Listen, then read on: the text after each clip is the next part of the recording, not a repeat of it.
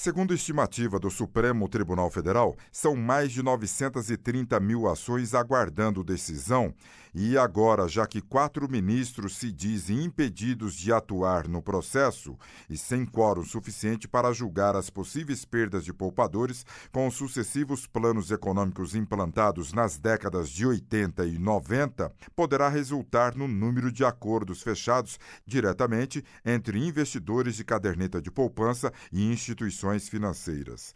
Para entendermos esse caso, vamos conversar com o mestre e doutor em processo civil, o advogado Daniel Amorim Assunção Neves. Doutor Daniel, qual a saída que o Supremo tem para poder resolver essas decisões, quase 1 milhão de decisões, envolvendo poupadores da caderneta de poupança? Olha, na minha percepção, o STF ele tem alternativas, né, para tentar resolver a questão dos poupadores. Uma delas, claro, é esperar a mudança do quórum, o que, em tese, levará muito tempo e não será bom nem para os poupadores nem para os bancos, porque essa situação de indefinição ela tem também acarretado prejuízos para ambas as partes envolvidas no conflito. Uma outra possibilidade seria alterar o regimento interno. Claro que seria uma alteração casuística, né?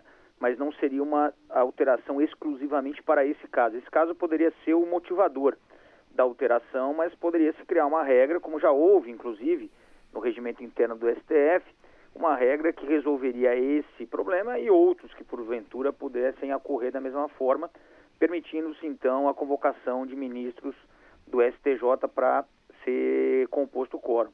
Ou, então, algo que também pensei que seria possível, é o STF, diante da situação de impossibilidade de solução iminente, com eficácia vinculante, ele simplesmente levantar a suspensão dos processos que estão em trâmite.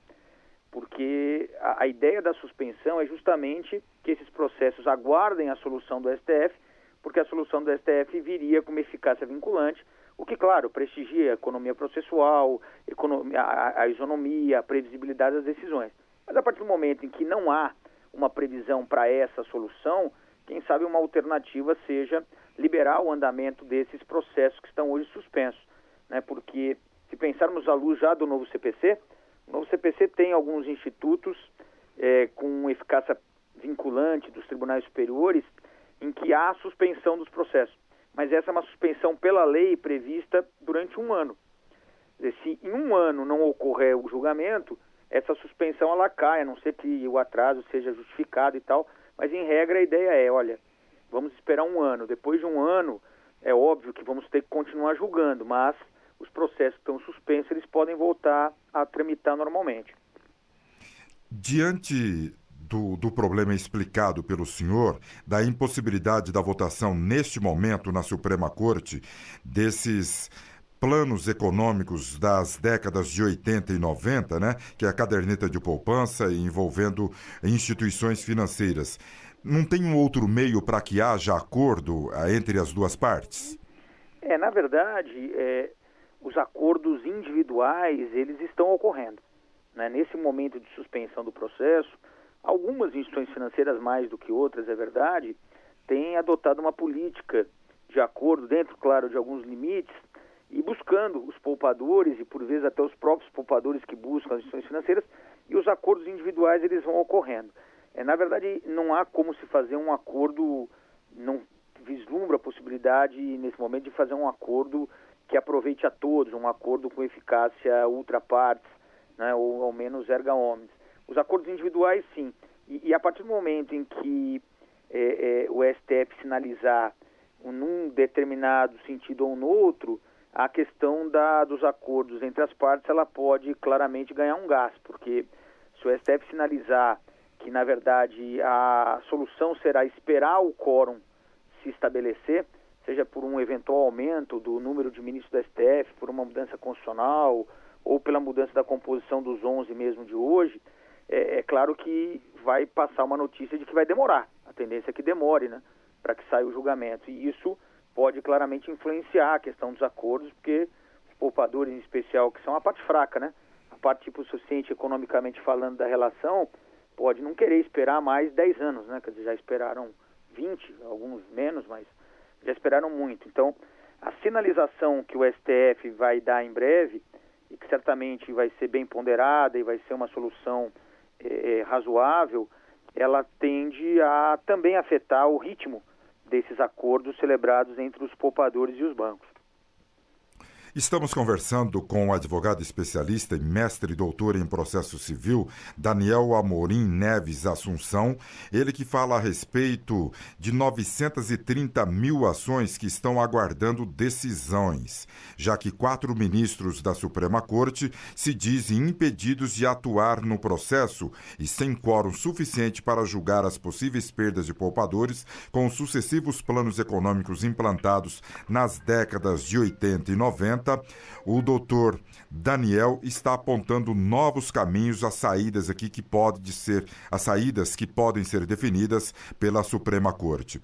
Doutor Daniel, o senhor poderia relembrar quais foram esses planos econômicos das décadas de 80 e 90 para o nosso ouvinte? Temos o Plano Verão, né, o Plano Collor, o Plano Bresser, Verão 1 e 2. Foram 2 planos, na verdade, com o mesmo nome, só com a numeração diferente.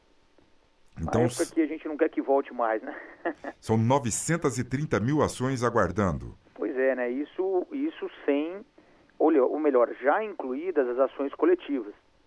Mas essas ações coletivas que estão suspensas, elas têm um potencial, muitas vezes, ainda desconhecido. Porque um julgamento de ação coletiva pode beneficiar um número de poupadores indefinido. Então, você pode ter ainda aí, falando em 930 mil, quase 1 milhão de ações, mas pelas ações coletivas você pode estar tutelando um número muito maior do que 1 milhão de poupadores. Entendido. Então, como o senhor disse, uma das saídas aqui da Suprema Corte seria convidar ministros do STJ. Mas para isso é preciso que ocorra uma mudança regimental.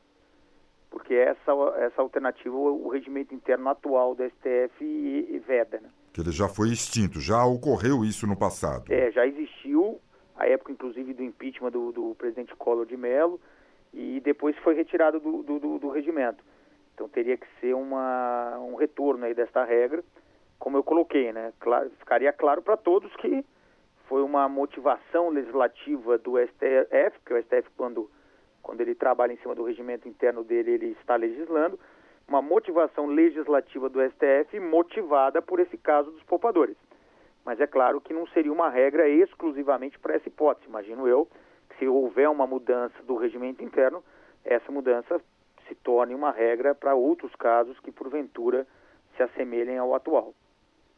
Muito bem. Nós conversamos com o advogado, mestre e doutor em processo civil, Dr. Daniel Amorim Assunção Neves, ele que falou a respeito dos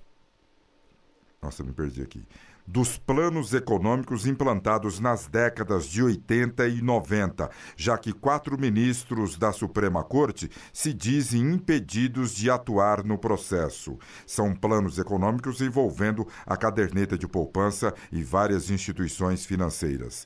Doutor Daniel, os agradecimentos por levar estas informações aos nossos ouvintes. Obrigado, doutor. Obrigado pela oportunidade e vamos esperar, mas com aquela serenidade de que o STF vai dar a solução mais razoável para esse problema.